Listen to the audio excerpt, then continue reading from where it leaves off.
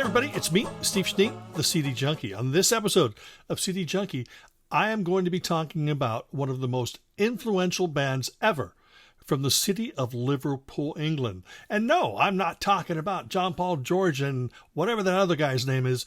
I'm talking about a band called Def School, the Fab 8.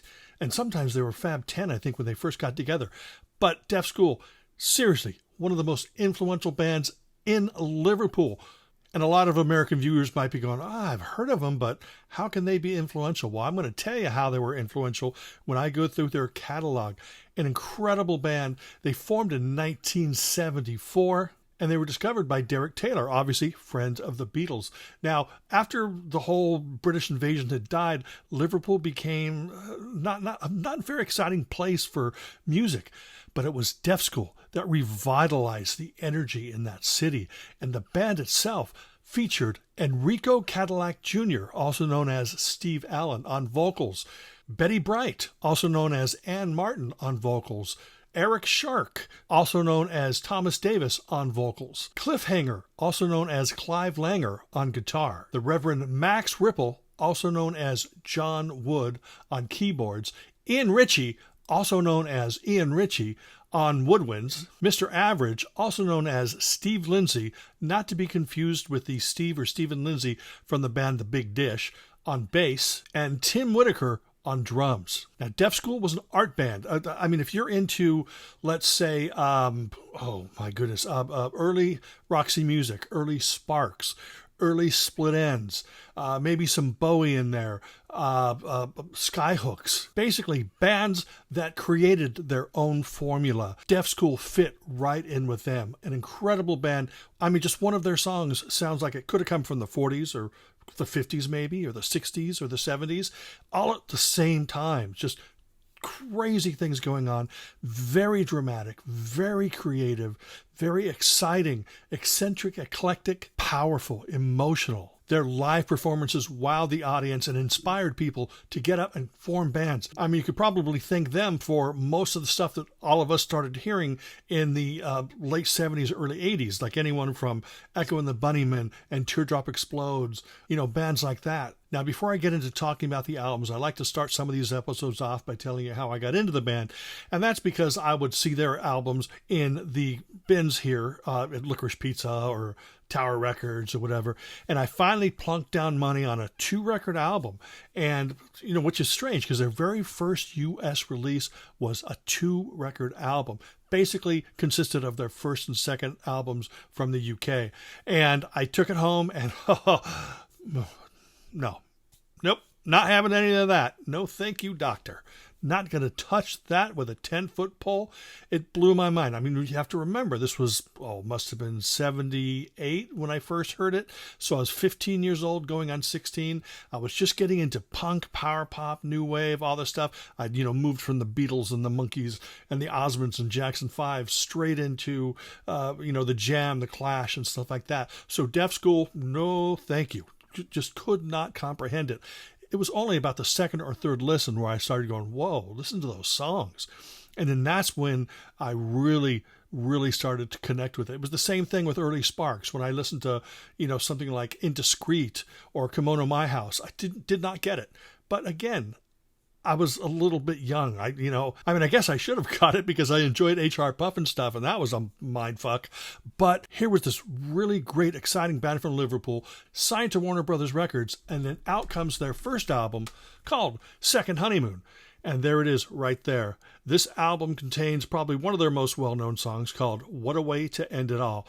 But it is chock full of just exciting, if you just want your typical 2, 3-minute, 4-minute songs, pop formula, maybe some of that's in here, but this may not be an album for you.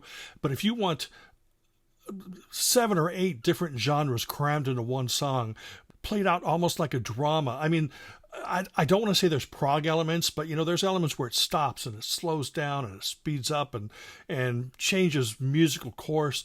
And it is just a really exciting album. I think it was a little bit much. I mean, it was a little bit much for me, like I said, when I was 15, 16 years old. But Second Honeymoon, an absolutely wonderful debut. It was part of it was produced by Muff Winwood, and the rest of it was produced by Rob Dickens. And just some great killer songs. This particular CD has 2 bonus studio tracks and then some BBC tracks. And it's really absolutely wonderful. That was 1976. Now, in 1977, out comes their second album, and that is called Don't Stop the World, produced by Rob Dickens. Another great album. The song Taxi itself should be enough to make you swoon, to make you just fall in love with this band. But there's so much more to them than that. You know, there are callbacks to the Beatles in a certain chord change. There's callbacks to the 40s crooners. There's callbacks to 60s or 70s pop. There's some psych in there. There's jazz in there. There's avant-garde. It's art rock, and it's intelligent. Now, this is a little rougher than the first album. Now, the first album was very, very produced, but this was going, okay, well, there's this punk thing going on here. Let's sort of, not stray too far from where we were, and let's not stray too far into this punk thing. But, let's kind of embrace it a little bit. Come on. And it's just an absolutely wonderful album. This is a version of the CD that contains a couple studio bonus tracks and then some BBC sessions. That album came out in 1977. In 1978, they put out their third album, and that is called English Boys and Working Girls. And this was even edgier. It was produced by Mutt Lange, and it's more commercial, but it's also edgier.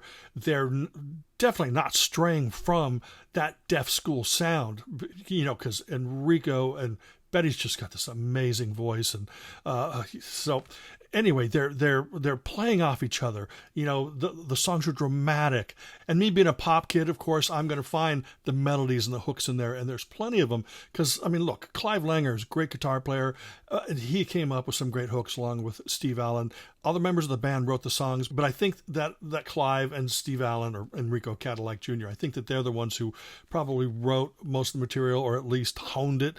But this is another fine album. But by this time, punk had sort of taken over in Liverpool and in London. They were hugely influential in Liverpool, like I said. But that influence, it reached further out into London, but not in a commercial sense, more in an artistic sense, because they were influencing bands like Madness. And Madness enters the picture very soon after the release of this album. Now, this was it for Deaf School. They broke up after this album. They weren't really able to break out of Liverpool, but still, their influence just reigned supreme. It continues to reign supreme. When people talk about Liverpool music, they might even talk about Deaf School before they talk about the Beatles. Now, those 3 CDs are the albums plus a couple bonus tracks and BBC sessions. There was a 2 CD set called What a Way to End It All, the anthology. And this contains every studio track from the original albums, plus it contains a bonus track, Last Night, which is a B-side that is not featured on those CDs, and it features all the BBC sessions.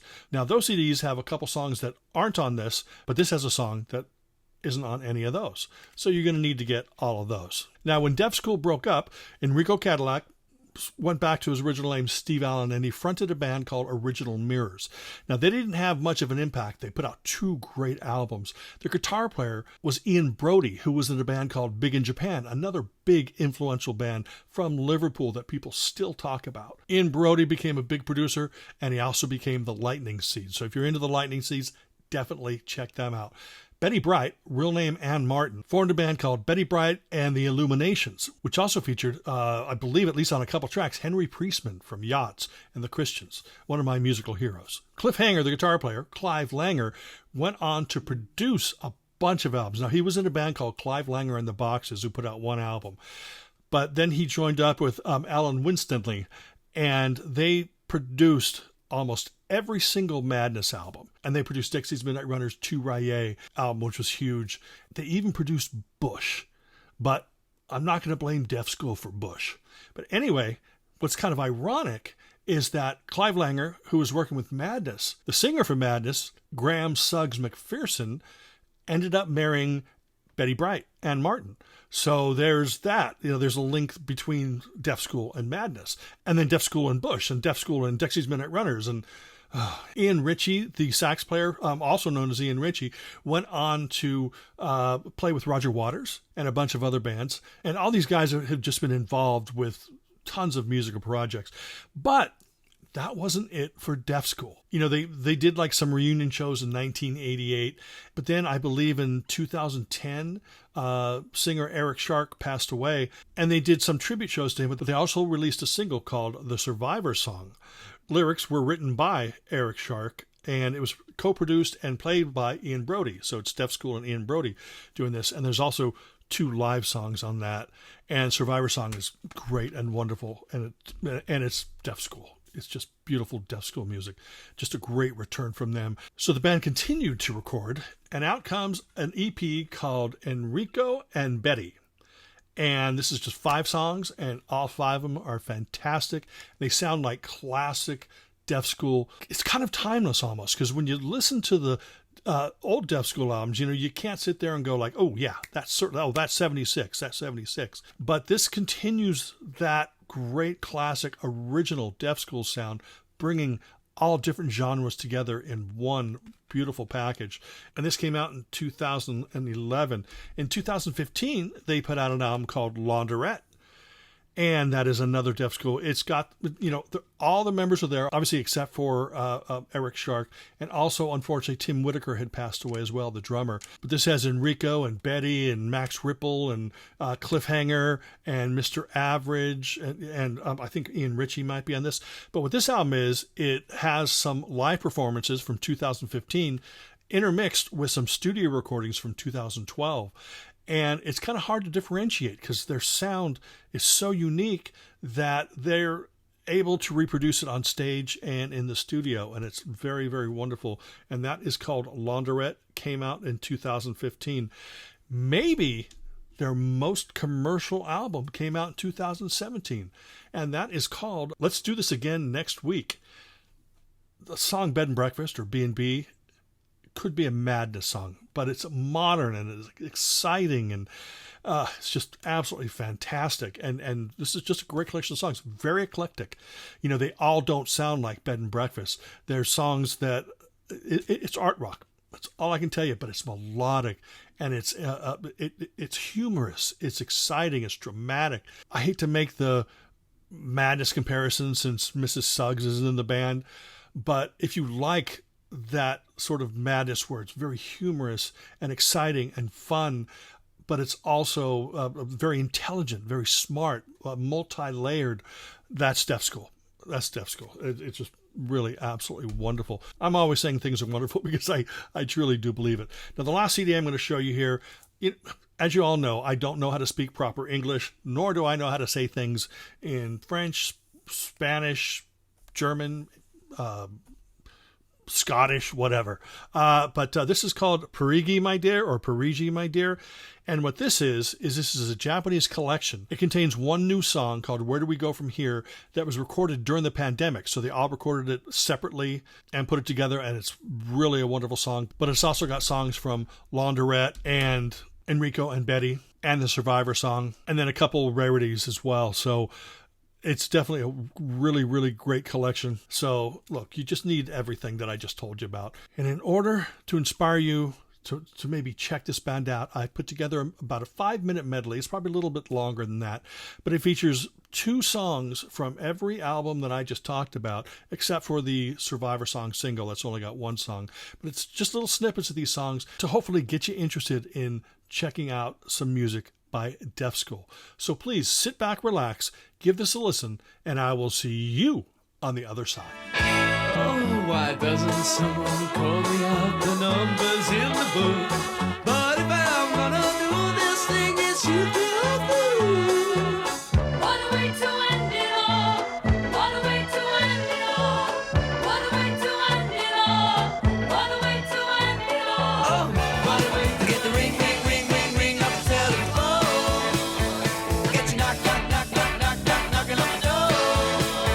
I wanna kick, kick, kick, kick, kick, kick, kick you on the floor. What do you want? Honey, what you need?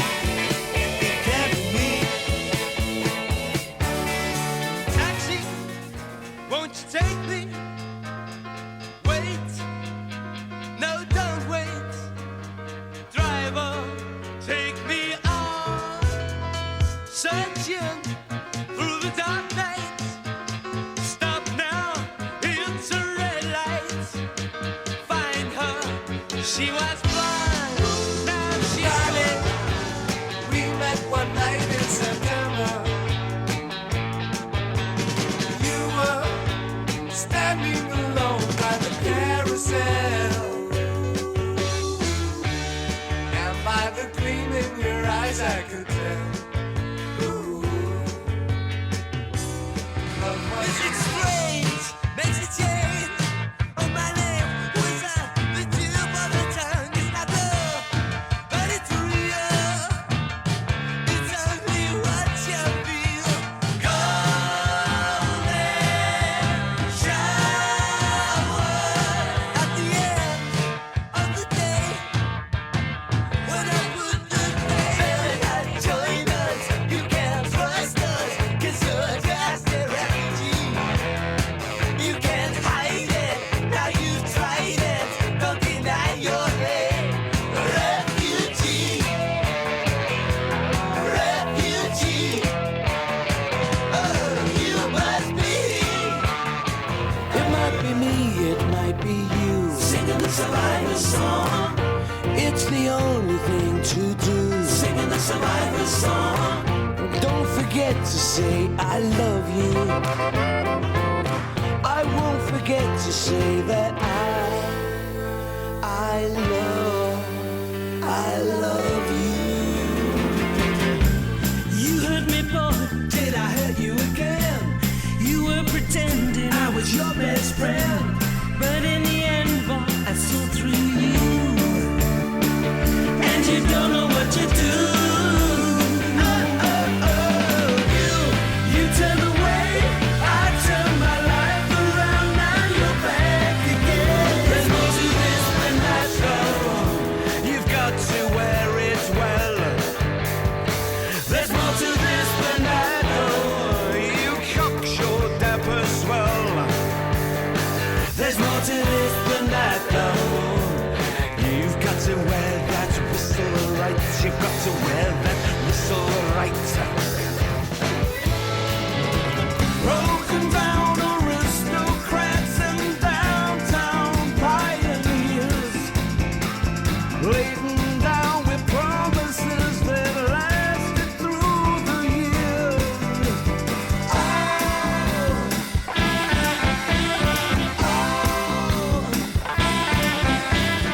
Now you know you're free to go.